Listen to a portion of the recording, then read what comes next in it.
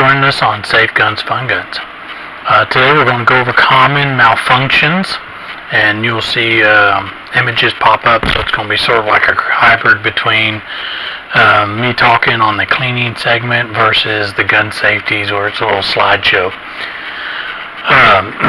But again, my name is Jason, and I have geared this channel for new shooters, people that are relatively unfamiliar with guns. Okay, we're going to cover the five common malfunctions, and four of these are common. The fifth one's not overly common, but it's extremely dangerous if it happens to occur when you're firing your weapon. So we're going to cover those and that one. And all malfunctions can be dangerous, depending on how you handle that malfunction. But I need to make sure I put a disclaimer up. If you get squeamish or if you are uncomfortable seeing some sites, because when I get to the dangerous one, I'm going to have a couple of pictures just to show you the type of damage that could happen to a person, and it can be disturbing. So I do recommend that if you don't want to see those pictures, I'll warn you before I put it up. So you can watch all the way up until I'll warn you about that, and then I'll probably leave it on the screen for as long as 5 to 15 seconds. But it is definitely something that you need to be aware of anyways. So without further ado, we're going to go over one that's fairly common, and it's called a dead round. The most common reasons is when primer gets hit, it's either a bad primer or moisture's gotten into it, or something that primer doesn't ignite the gunpowder in it, which causes the round to fire. Out of all malfunctions, this one is relatively harmless. The only time that dud round can become very dangerous is if it goes into our second malfunction, which is a delayed discharge round. Because anytime you fire a weapon and it doesn't go boom, it's hard to tell if it is a dud or if it is a delayed discharge. So this is the reason why it's very important when you have those type of situations pop up, that when you pull that trigger, you wait there no matter what for at least 30 seconds to a minute. Because if you bring it down and it happens to be a dud, bring it down and start looking at it, it could go off and potentially hurt someone, including yourself. You can get on YouTube and type in delayed discharge and find some very unique and just how dangerous some of the circumstances are. Some of them are funny, but they could have very easily been deadly. So, first malfunction, dead round. Second malfunction, delayed discharge. Now, the third one. This one right here is the most dangerous of them all. It can be referred to as an incomplete discharge, but that incomplete discharge causes a malfunction known as a squib load. Okay, and sorry about that, I had to do some corrections here, but squib load is really dangerous. Let me pull up a couple of pictures for you.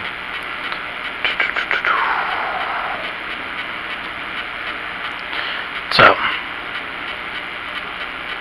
what is a squib load? Now this picture here that I'm about to pop up,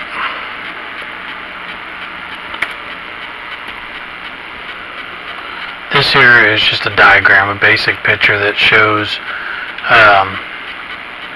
kind of what exactly a squib load is. So when you have a round that, this happens commonly when we reload rounds, but you have a round that doesn't have enough gunpowder in there, or not enough gunpowder ignited to actually cause the bullet to leave the barrel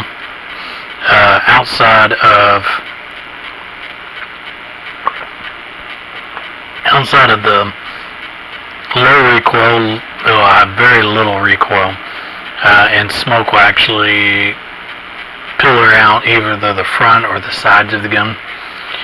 These are a couple indications that you may have a squib load, because also the likelihood of it completely ejecting the cartridge is pretty low.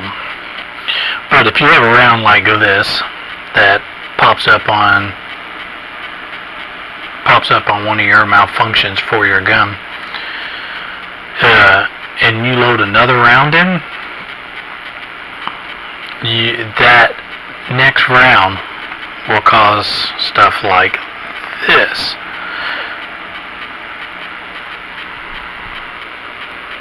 Here is a revolver that had a squib load in it, and as you can see, blew apart the cylinder. I mean, this gun's trash. The frame up on the top there, you see, it is just bent.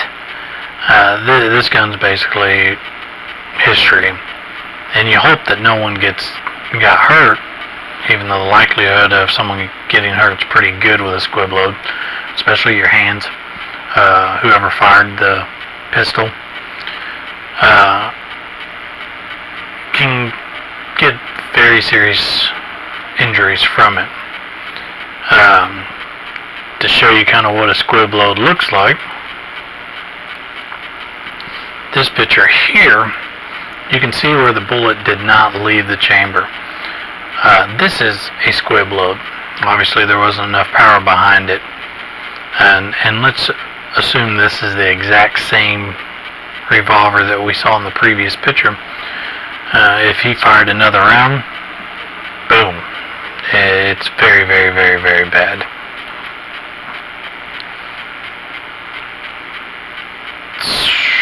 I thought I had another picture in here of another one. Oh yes, here you go. This one, the round almost made it out of the barrel, but obviously didn't quite make it out of the barrel. Again, same thing. If he fires another round through here, or whoever it is, it could cause serious damage to you. It's definitely going to mess up your gun. Your gun will be trashed, but that would be the least of your worries if you have a squib load. And it doesn't have to be just pistols. So, here is another pistol that had a squib load, and you can see what type of damage happened to that. I mean, that whole handle is trashed. This gun is. And I will guarantee 100% that someone had to go to the hospital after firing that one. You know, but I said it doesn't have to be just handguns. This one here is a rifle after it had a squib load. Look at that. That just... that rifle is trashed. And I bet you this person probably has their face damaged significantly. Their hands are probably, if it's a right-handed shooter, this one's probably, his left hand and forearm is probably trashed. Shrapnel's probably all in it. A lot of major injuries probably happened from this one, I can only imagine. So, I mean, they can happen with rifles. And they're dangerous, very, very dangerous. And I'm spending a lot of time on this because this one's so important to me that people understand what can happen. This picture here I just popped up is another squib load. Luckily, it happened so far down the barrel that very little damage to the gun. And this one, there's a good chance that the shooter probably didn't get injured. But someone around him could have, I mean, easily. So, now this is the part where I told you that, you know, if you do get squeamish, you may want to fast forward at this point, or turn it off, because This right here is an injury of a guy's hand who had a squib load and continued to fire. I mean, it pretty much blew off half of his thumb. I know this is graphic, but this is serious, and a squib load is very, very serious when it comes to the malfunctions that can happen in a firearm.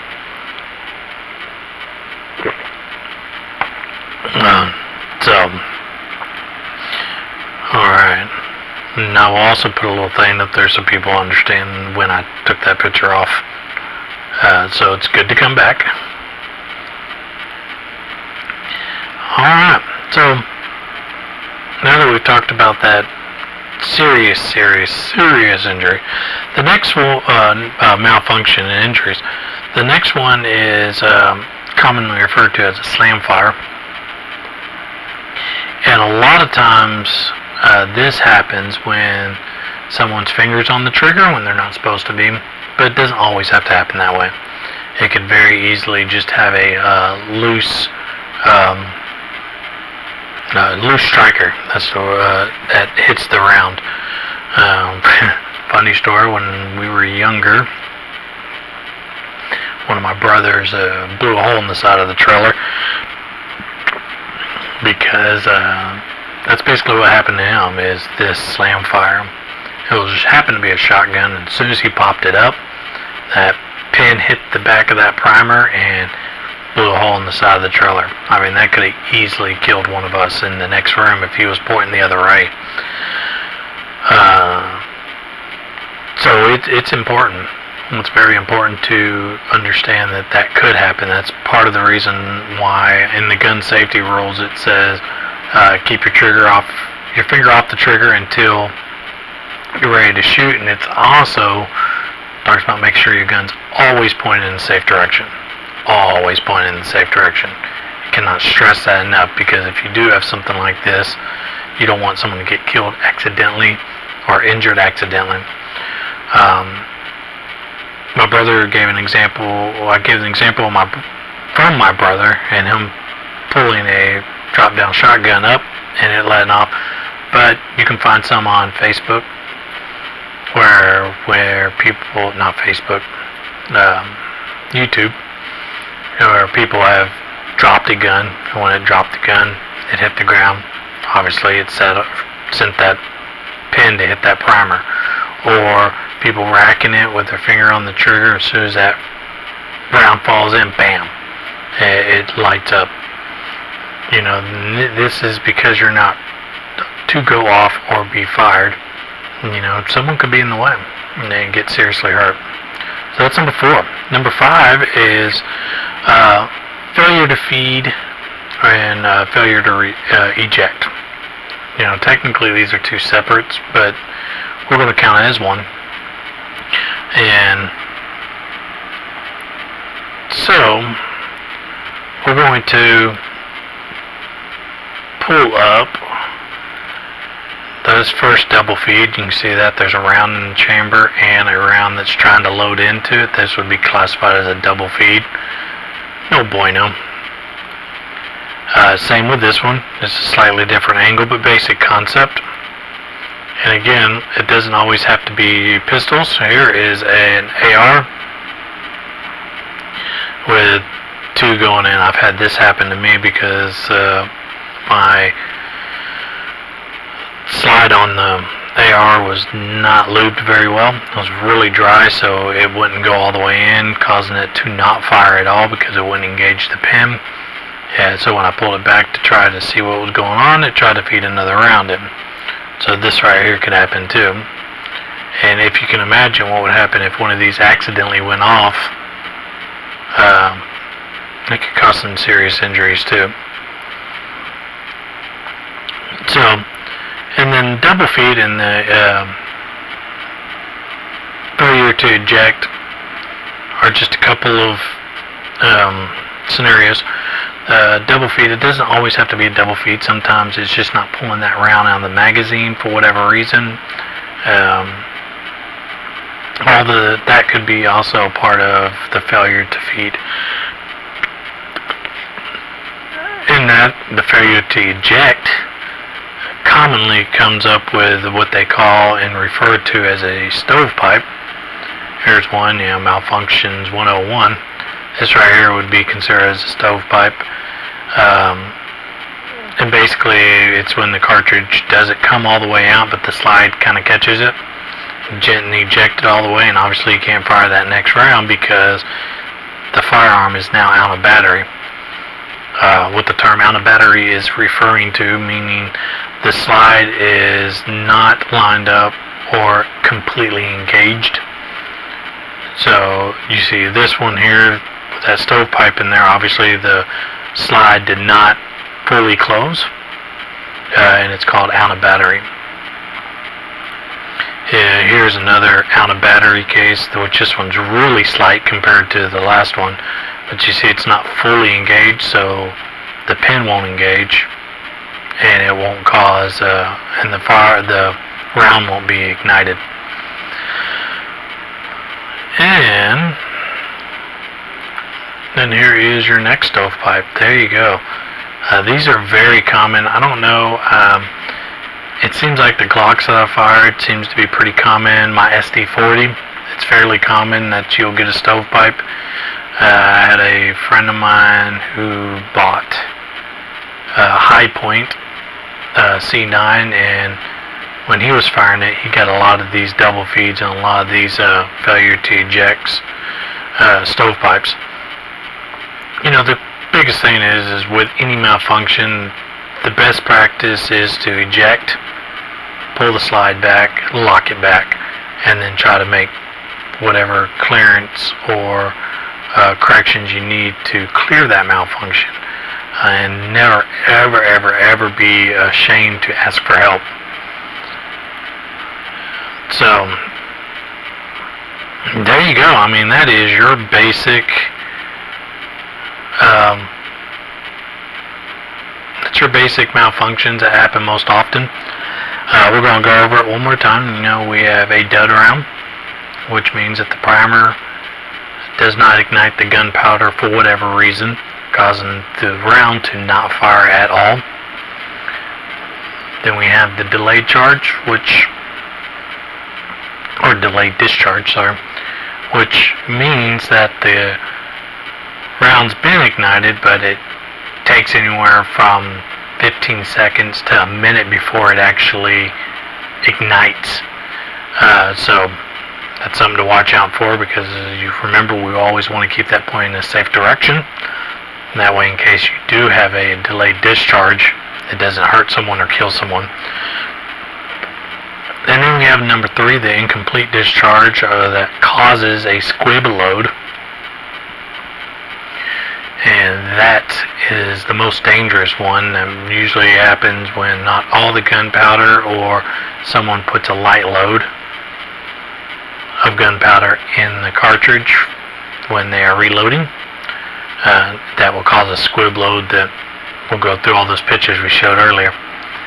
Number 4 is a slam fire. That is when there's an unintentional discharge of the firearm through loading it or dropping it or having your finger on the trigger, whatever the case is, that causes that pin to hit the primer when it was not meant to hit the primer, or you weren't prepared for it to hit the primer. And then number 5, the failure to feed and failure to eject. Double feeding stovepipes. These are probably most common and or dangerous malfunctions that could happen. And you want to be aware of this so you can be safe, because a safe gun is a fun gun. I thank you again for joining us, and look forward to seeing you in the next episode. Not sure what that's going to be yet, but hopefully I can find some range time and we can go through handling your gun, how to hold your gun to get the best and most accurate shots you can for new people. And then as you progress on your shooting, obviously you'll pick up little things here and there that works best for you, that causes you to be the most accurate, and then hopefully we can start talking about CHL or LTC license, but that's way down the line. Again, I want to thank you for joining us for Safe Guns, Fun Guns, and wish y'all happy times at the range. So have fun and make some noise.